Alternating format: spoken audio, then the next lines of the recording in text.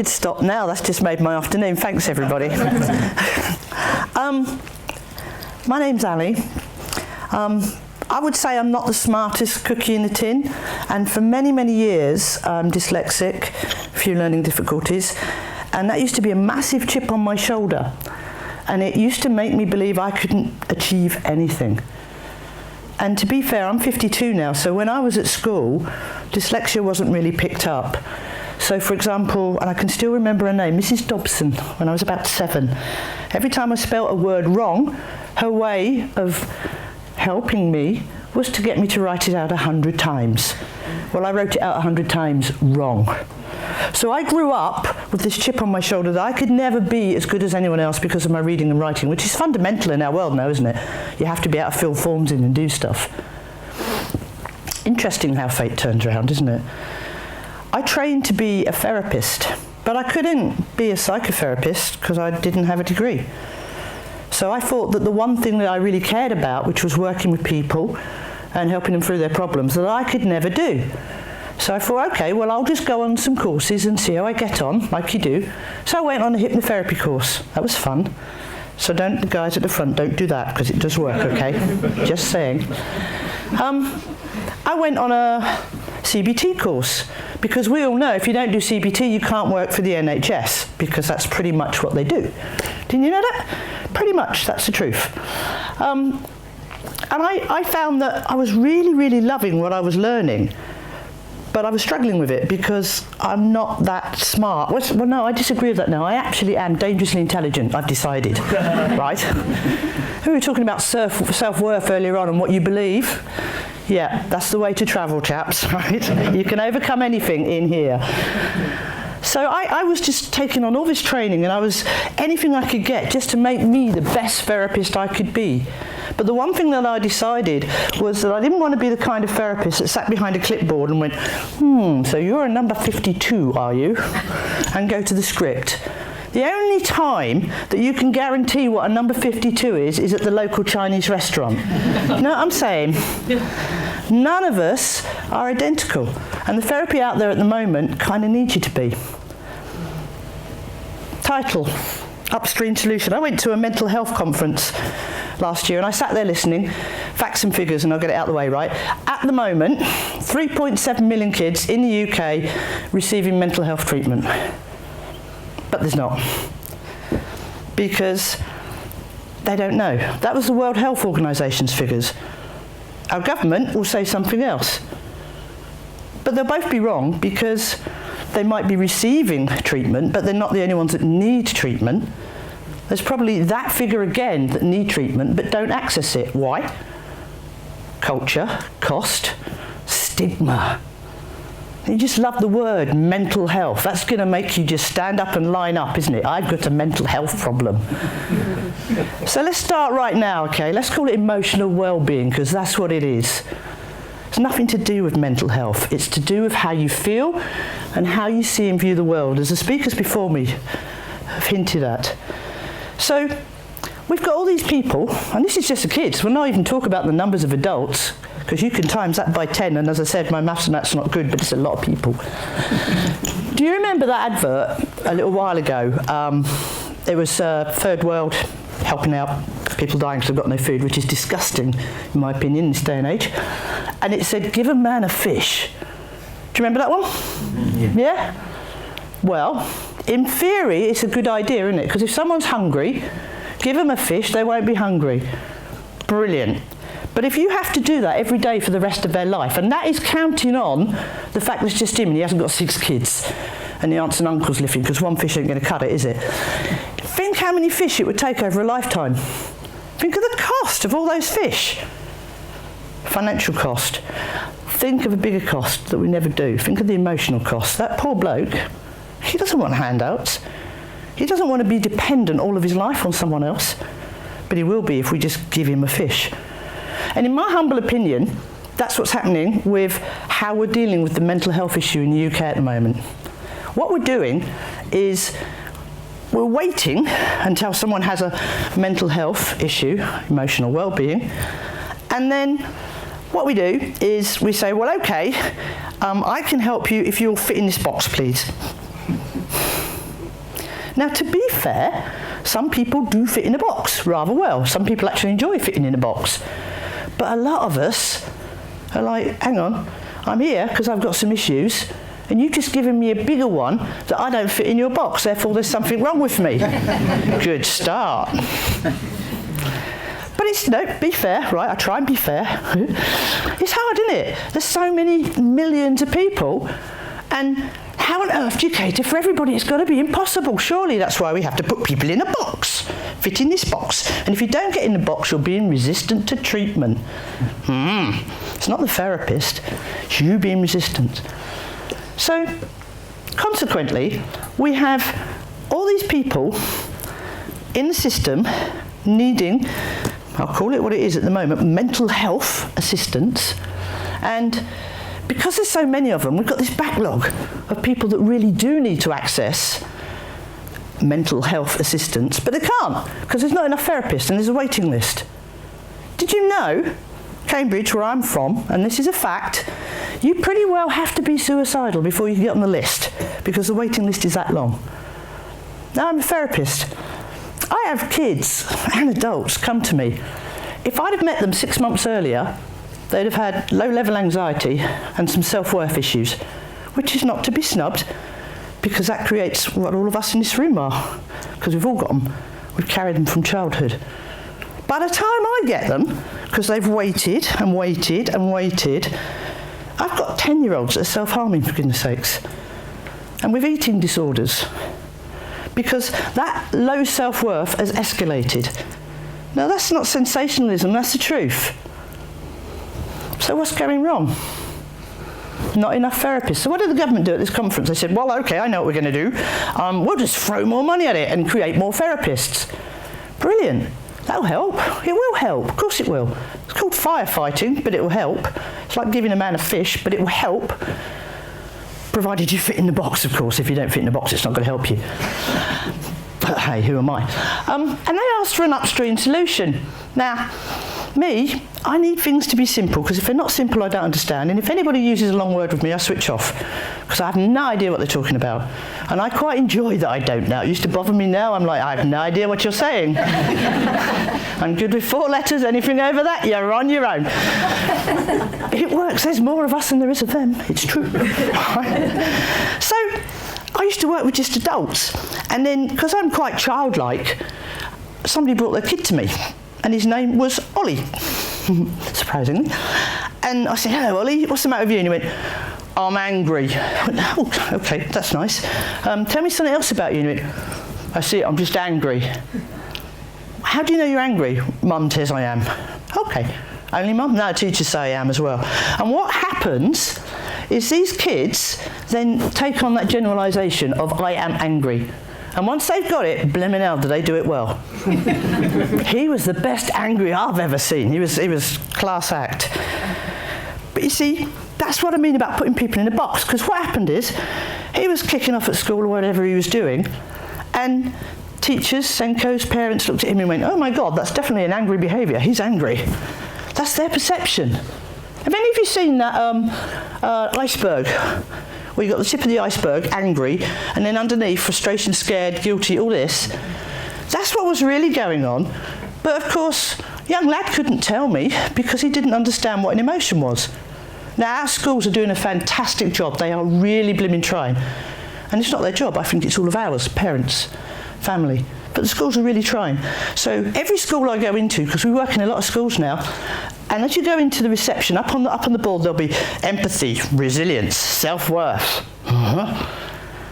The kids I'm working with can spell that, which to be fair is more than I can do, but they don't know what it blimmin' means, and they don't know how to put it into action. What do? Let's play. This is why. This is a fundamental problem. Can you all please point to your brains? It's not a trick question. Anyone that hasn't, can the guy next to them just help them quietly and I'll ask again. I'll do this one slower. Well done. Can you all point to your hearts, please? Well done. Brilliant. It's good. Can you all draw a heart in the air, please? Oh, I didn't need you to do that. I just thought it was really cute. I did. And kids can do that, right? It is brilliant.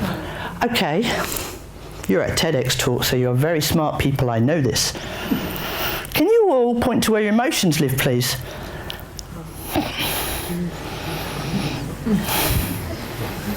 You get me point, didn't you? Can you all draw me an emotion? And yet, right, every day in school, at home, CBT, in the therapy room, we're saying to the kids, do you know what you need? Excuse me, picking on you, you're sat in the wrong place. You need more emotional resilience, young man, and you really need to sort out your self-worth and build up your self-esteem. You'll be a much better person with a little bit of empathy chucked in, just a soupçon goodwill, you'll be a lovely person. Really? We're asking kids to deal with an emotion that they can't touch, they can't feel, they can't get hold of. They break a bone, they know I've broken a bone, yeah, it's solid, they can feel it. But if an emotion's not quite happy or not quite working, what do? It's not real.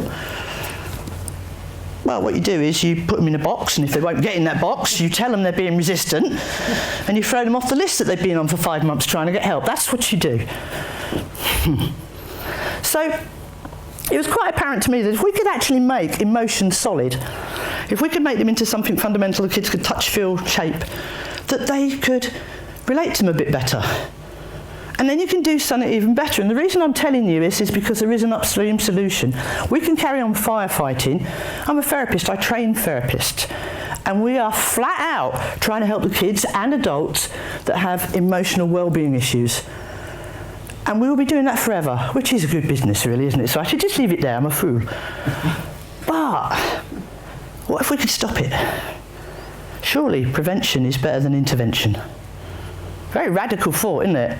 Obviously, because when I put my hand up at the conference and suggested it, all these suits went, I beg your pardon? Mind you, I did have a t-shirt and jeans on. That probably wasn't the approach, but that's me. So what I could then do is, if you were brought to me because you're angry, okay, I could say, no, you're not angry. It's just that emotion that's angry, and I could pull it out. Amazing thing happened. All of a sudden, little lad, angry Ollie, wasn't angry anymore. Just this part in my hand. So he dropped the generalisation of I'm angry. It managed to open up his world to the possibility that he's not, and that there's something else going on. And even more wonderful, what we could then do is ask angry what was going on. Because 9 times out of 10, a kid won't tell you, because they'll get someone into trouble. Or they get themselves into trouble. But they're quite happy to dob one another in. So if you actually make the problem part of them something completely separate, they'll dob it in all day long. And then you can get to the problem and get to the root. But you can do something even better, and I think this is the key. This is what we're not doing. Give a man a fish, he'll feed himself. Give a child a therapist who puts him in a box, maybe, if they can fit. And he might be all right for a few weeks, but he's going to have to go back because that therapist fixed him. So if he gets broken again, hate that, he'll have to go back. Damn good business. Forever and ever, you could have these people coming back to you because they're always going to need fixing. What if we did something really radical? We won't be allowed to, because I can imagine it'll upset too many people, but we're already blooming doing it anyway. What if, when we pulled this part out, rather than me saying, okay, what you need to do to sort this one out is give it more empathy, self-worth and some resilience, all those things you don't understand. What if I actually said, what do you think would help him? And the strange thing happens. When I do that, kids tell me what would help him. And by doing so, they're solving their own problem. By doing so, they're empowering themselves to overcome the problem. Downside to that business model. If you came to me because you're angry and I showed you how to do that, I would really hope that you'd come back every time you were broken and I could help you again. But kids don't, they've worked it out. And this isn't just for kids, it's for adults as well. Little guy, I'm angry, we sorted that out, we showed him how to deal with it and he does it himself now. A little while later, Grandma died and he was really sad. I said, do we need to talk? And he went, no, I pulled it out. And brilliant. On one hand, I'm fantastic. He's sorting himself out, we're moving on, I'm empowering the nation, sorting it. On the other hand, I thought, Jesus, I'm going to be out of work. It's a really rubbish business model. But it works. We can't put people in boxes. If we do, any intervention's not going to be 100% successful, and we're going to keep growing the problem. If we wait until there is a problem, and we can't stop it, there's so much going on, social media, oh God, don't even go there. Kids are going to have problems, they're growing, they're learning. I think there was a time where the family unit was closer together, grandma, all those. Oh, mate, you lot, but I wouldn't ask my mum anything. I went to grandma, it's safer. But we can't necessarily do that because we don't all live together anymore. Family unit's not the same. People are working longer hours. I don't know what it is. Texting rather than speaking to one another. Playing on computer games remotely rather than socialising and interacting with other kids. Our kids are really suffering. They don't know how to deal with emotions. But it's not rocket science. We're already utilising this in schools. And do you know what? The teachers are blooming fantastic because they know that if I just worked with you and I helped you with your superpowers, pull it out and sort your emotion out, and then I sent you home or back out into the classroom, okay, and you sat there when you got home, right, Mum said, go and tidy your bedroom. And you said, hang on a minute, I just need to, you get a slap, wouldn't you? So what we needed to do was to educate everyone around the child to use the same language so that child could exercise the muscle. So now, we've got teachers using their superpowers. It is the coolest thing. We've got parents using superpowers. No more naughty steps. I actually had an email. We don't have a naughty step anymore. Now, we have superpowers. And even Dad's found his happy superpower. I'd like to take praise for that one, but it's not me. See, here's the thing. We can keep firefighting. We can keep giving the guy a fish, right? And it's a lovely thing we do. It's the right thing to do if the man's hungry, yeah? But it's going to cost a fortune, apparently that really matters, but it's going to cost him emotionally as well, and his kids, and their kids, and their kids. It's not the solution. Or we could teach him to fish. I don't know how much a lifetime of fish costs. I know how much a lifetime of therapy costs at the moment. On average, apparently, each child, £10,000 to £36,000. And that's if they don't have to go back because they fitted into the box nicely the first time. But if there was a leg hanging out or something, put another nought on that. It's a big, big expense, isn't it? And there's no end to it. But, radical idea. What if we actually taught the kids how to control their emotions rather than be controlled by them? What if instead of just spelling empathy and resilience, they knew what it meant and they used it? Can you imagine that world? All the news at the moment, that world would not exist within a generation. Am I a dreamer? Nah, we're proving it. All we need to do is educate the children from the off and give them half a chance so that they don't need therapists. How much would that cost?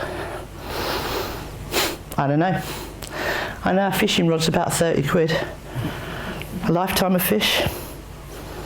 My dream is that somebody, somewhere, other than the lovely teachers and parents that are already picking up and running with this, notice someone with the power to make the change, to make the difference that will make all the difference for our kids going forward. It's time we taught our kids to fish. Thank you for your time, everybody.